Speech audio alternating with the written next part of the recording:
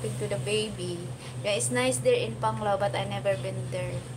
And so you are in Luzon. Yes, Tita Marie. Home base natin sa Makati. Malapit sa'yo. Oh, 30 minutes. 30 minutes to 45 minutes. Sometimes, Scott, utang po. Kasi siya na may nabili. Ayan na, umulan na naman. Kakasabi ko lang na kakain. Pag minsan si Scott, if he's doing, renew his visa, pupunta kami sa Makati. Minsan sa Makati, Alabang, ganun. Kung saan saan. Para yun na, para paiba-iba ba. 30 minutes dyan sa Ayala Mall sa Makati pala. Ayala Mall sa Makati. Meron diong nandun yung bus direct na Ayala.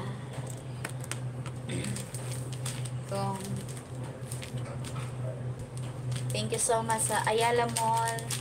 Diyan bababa yung mga bus or sakayan. Ito Marie. Thank you so much guys. Utang pa. So yan, masarap, maganda sa Panglao. Punta sa Virgin Island, Tita Marie. Pabiling Red Horse. Wala akong Red Horse. Sa Panglao, sa Virgin Island, maganda daw doon. I'll add your location to our itinerary. We will drive there. No buses for us.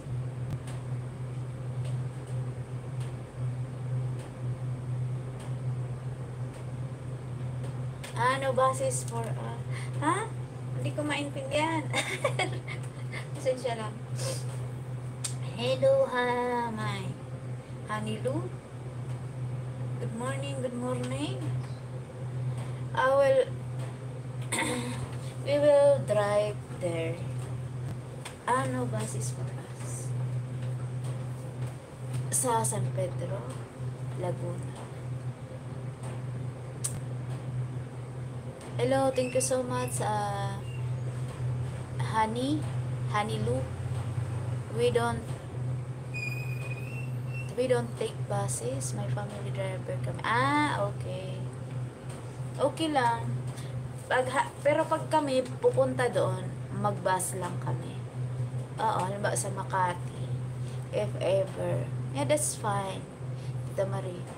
And you can visit, what is this? What's popular here is what's those islands? Swimming pool na may kalimutan ko, sa Enchanted Kingdom.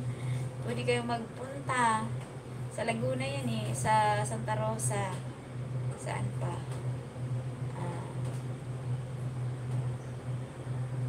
marami sa Calamba papunta. Thank you so much for the thumbs up, Honey Lou. Thank you.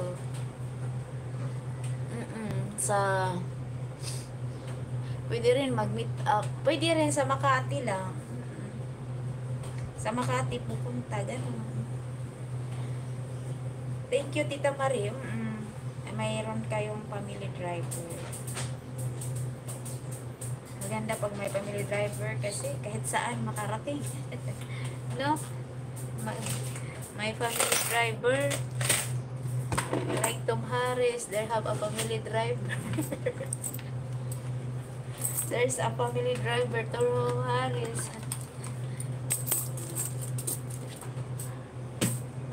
Thank you so much, Tita Marie, for joining my live. Thank you again. Thank you so much.